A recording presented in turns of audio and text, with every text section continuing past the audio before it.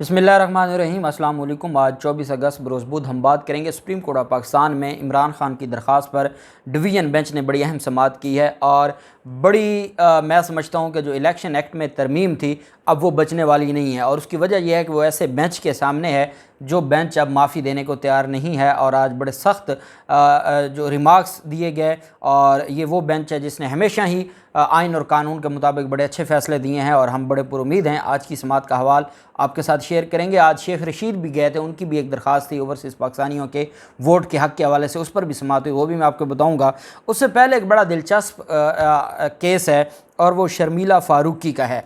शर्मिला फ़ारूकी जो कि Pakistan peoples party की रहनुमा हैं और आप कह सकते हैं कि वो पाकिस्तान पीपल्स पार्टी के अहम जो स्पोक पर्सनस हैं उसमें शर्मिला फ़ारूकी का नाम आता है, लेकिन हकीकत ये है कि वो नाअहल हैं और उनकी नाअहली का 21 साल नाअहली का फ़ैसला हुआ है जो आज तक किसी अदालत से कलअदम नहीं हुआ। और ये मामला अब उठा है उसके ख़िलाफ़ और इलेक्शन कमीशन को रोका गया था कि आप इसको जब जिसको सज़ा हो चुकी है उसको आप नाअहल क्यों नहीं करते, और वो कैसे पब्लिक ऑफिस होल्ड कर रही है और कैसे वो ओहदों पर बैठी है।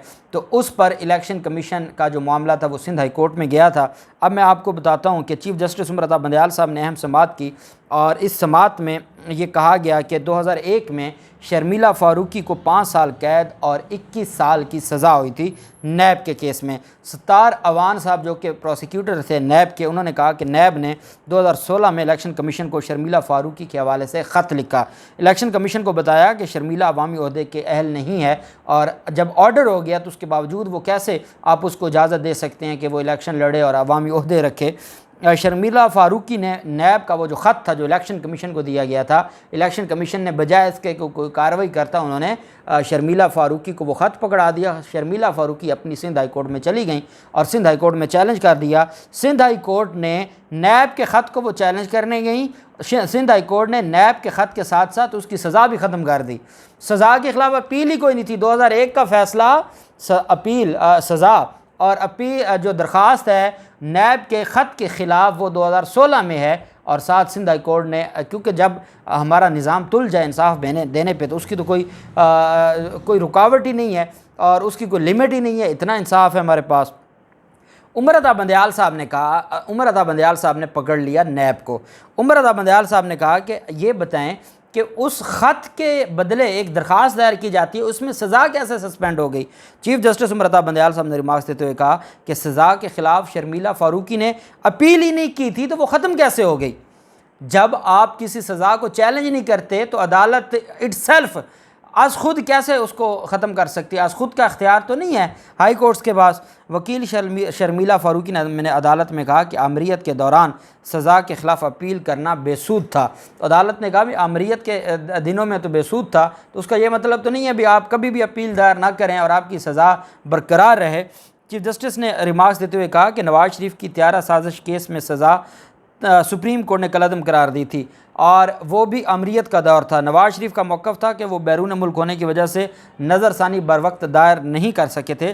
सुप्रीम कोर्ट ने वतन वापसी पर पाबंदी का नवाज़ शरीफ का मौक़िफ़ तस्लीम किया था और शर्मिला फ़ारूकी की सज़ा अदालत अपनी मर्ज़ी से कैसे कलअदम करार दे सकती है। आपको तो ज़्यादा से ज़्यादा वो ये रियायत दे सकती थी कि नाअहली की मुद्दत सज़ा के साथ शुरू करवा देती और वो 21 साल पूरे हो जाते तो वो जो है वो अब तक ख़त्म हो चुकी होती। अब इन्होंने क्या किया है कि सिंध हाई कोर्ट ने तो जिस चीज़ को चैलेंज नहीं किया गया उसको ख़त्म कर दिया और उस फैसले के सिंध हाई कोर्ट के उस फैसले के ख़िलाफ़ नैब ने अपील बेसिकली दायर की हुई थी। सुप्रीम कोर्ट ने कहा कि जो अपनी मर्ज़ी से तो नहीं किया जा सकता, तो सुप्रीम कोर्ट ऑफ पाकिस्तान ने चीफ़ जस्टिस उमर अता बंदयाल साहब ने कहा कि ये मामला बड़ा गंभीर है और इस हवाले से बड़े सवालात उठते हैं कि बग़ैर अपील के एक तो आपको 2001 में सज़ा हुई और आपने अपील करना भी गवारा ना किया और उसके बाद आप पब्लिक ऑफिस होल्डर भी रहीं और आप असम्बली के इलेक्शंस भी लड़ती रहीं और उसके अलावा आपने अदालत का जो फ़ैसला था 5 साल सज़ा और 21 साल आप पर नाअहली का, आपने ना उसको किसी फोरम पर चैलेंज किया ना आपने उसको तवज्जो दी और फिर आपने सिंध हाई कोर्ट से 2016 में जाके एक फ़ैसला ले लिया। फ़ैसला आपका उस ख़त के ख़िलाफ़ था और सिंध हाई कोर्ट ने कमाल शफ़क़त करते हुए आपकी सारी सज़ा कलअदम करार दे दी एक ख़त की दरख्वास्त पर।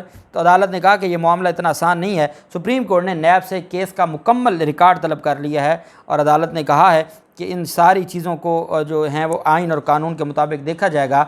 शर्मिला फ़ारूकी ने भी अपील अब दायर की हुई है सुप्रीम कोर्ट में नाअहली ख़त्म करने की और सज़ा ख़त्म करने की। तो अदालत ने कहा ठीक है, रिकॉर्ड आ जाए, सारा रिकॉर्ड देखने के बाद फिर अदालत फ़ैसला करेगी। ये है वो जो आसिफ जरदारी के राइट हैंड पर होती है और ये इनका असल किरदार है। और इलेक्शन कमीशन अगर पाकिस्तान तहरीक इंसाफ या इमरान खान की बात हो तो बहुत एक्टिव है, लेकिन अगर किसी और की बात हो, जरदारी या शरीफ ख़ानदान में से किसी की, तो हर किसी को खुली छूट दी हुई है इलेक्शन कमीशन ने। दूसरी तरफ इलेक्शन एक्ट में तरमीम की गई थी और इमरान खान ने जब ओवरसीज़ पाकिस्तानियों को वोट का हक़ दिया था तो उस तरमीम को उड़ा दिया था। पाकिस्तान तहरीक इंसाफ ने ईवीएम और जो ईवीएम को ख़त्म करना और ओवरसीज़ पाकिस्तानियों को जो वोट का हक़ ख़त्म करने का तरमीम थी उसको चैलेंज किया। इमरान खान ने बज़ाते ख़ुद, जहां नैब के कानून में तरमीम को चैलेंज किया इमरान खान की तरफ से, जिस पर अब 1 सितंबर को समाअत होगी, वहीं पे इमरान खान ने इलेक्शन एक्ट में तरमीम को भी चैलेंज किया था। इमरान खान की अपील पर, इमरान खान की दरख्वास्त पर रजिस्ट्रार ऑफिस ने एतराज़ लगा दिया था और मुस्तरद कर दी थी। फिर चैम्बर अपील लगी थी, जस्टिस सजाद अली शाह साहब ने 26 जुलाई को पाकिस्तान तहरीक इंसाफ की वो दरख्वास्त मंजूर की थी और मंजूर करने के बाद पाकिस्तान तहरीक इंसाफ की उस दरख्वास्त पर जो ऑनरेबल सुप्रीम कोर्ट है उन्होंने 2 रुकनी बेंच बना दिया। जस्टिस एजाजुल हसन साहब हेड कर रहे हैं और उनके साथ जस्टिस मज़ाहिर अली अकबर नकवी साहब, ये 2 रुकनी बेंच था जिसने समाअत की। आज मैंने देखा है मीडिया 2 चीज़ों को मिक्स कर रहा है। शेख रशीद की दरख्वास्त अलग दरख्वास्त थी, वो ओवरसीज़ पाकिस्तानियों के लिए थी और उन तरमीम को ख़त्म करने के लिए। उस पर जस्टिस एजाजुल हसन साहब ने इन चैम्बर अपील सुनी। एक दरख्वास्त थी इमरान खान की, उस पर क्योंकि वो केस समाअत के लिए मुकर्रर हो गया था तो मुकर्रर होने के बाद उसको जो 2 रुकनी बेंच ने सुना। तो ये 2 अलग अलग मामलात थे। एक इमरान खान की दरख्वास्त पर 2 रुकनी बेंच ने समाअत की, शेख रशीद की दरख्वास्त पर जस्टिस एजाजुल हसन साहब ने समाअत की। और शेख रशीद की जो दरख्वास्त थी उस पर जो एतराज़ था उसको मुस्तरद कर दिया और एतराज़ कलअदम करार दे के अदालत ने कहा कि इस केस को भी फ़िक्स किया जाए। शेख रशीद आज खुद अदालत में मौजूद भी थे ओवरसीज़ पाकिस्तानियों के लिए। जब अदालत में समाअत शुरू हुई इमरान खान की दरख्वास्त पर, तो सुप्रीम कोर्ट ने कहा कि एजाजुल हसन साहब ने कहा कि इलेक्शन कमीशन के खदशात को बुनियाद बनाकर ओवरसीज़ पाकिस्तानियों के वोट का हक़ ख़त्म करना बिल्कुल गलत है, ये दुरुस्त नहीं है। जस्टिस एजाजुल हसन साहब की सरबराही में 2 रुकनी बेंच ने ओवरसीज़ पाकिस्तानियों का वोट का हक़ ख़त्म करने के ख़िलाफ़ इमरान खान की दरख्वास्त पर समाअत की।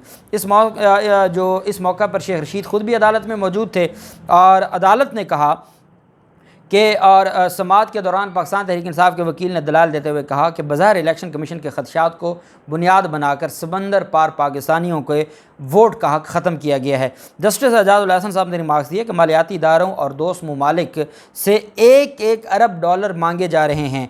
ओवरसीज़ पाकिस्तानी सालाना $30 अरब भेजते हैं।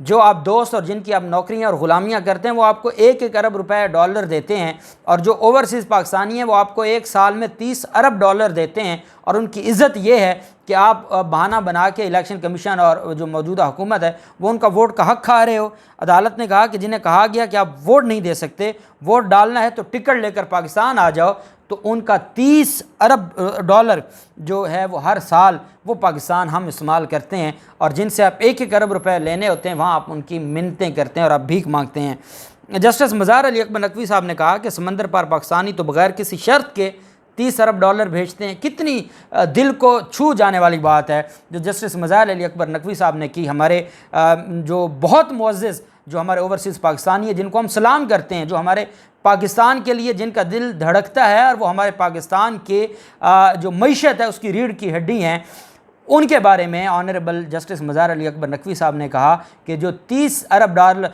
जिनको आप मशरूत कर रहे हैं कि अगर ओवरसीज़ पाकिस्तानियों को ज़्यादा शौक़ चढ़ा है वोट देने का तो वो टिकट लेके वापस आ जाएं। उन्होंने कहा मज़ाहिर अली अकबर नकवी साहब ने कि जो आपको $30 अरब देते हैं, क्या उन्होंने भी कभी कोई शर्त रखी है जो आप ये शर्त रख रहे हैं कि आप वापस आ जाएँ और वोट दें? कितनी बड़ी बात की। अदालत ने कहा कि जस्टिस मज़ाहिर अली अकबर नकवी साहब ने कहा कि समंदर पार पाकिस्तानी तो बग़ैर किसी शर्त के $30 अरब भेजते हैं, जबकि PTI के वकील ने कहा कि दलाइल पर जस्टिस एजाजुल हसन साहब ने रिमार्क्स दिए कि इंतखाबात में जाली वोट और धांधली तो यहाँ भी होती है जिसके ख़िलाफ़ कानून मौजूद है। हादसा होने पर मोटरवे बंद तो नहीं की जा सकती कि हादसे का ख़तरा है तो आप मोटरवे बंद कर दें, धांधली का ख़तरा है तो आप उनसे वोट लेने आप छोड़ दें।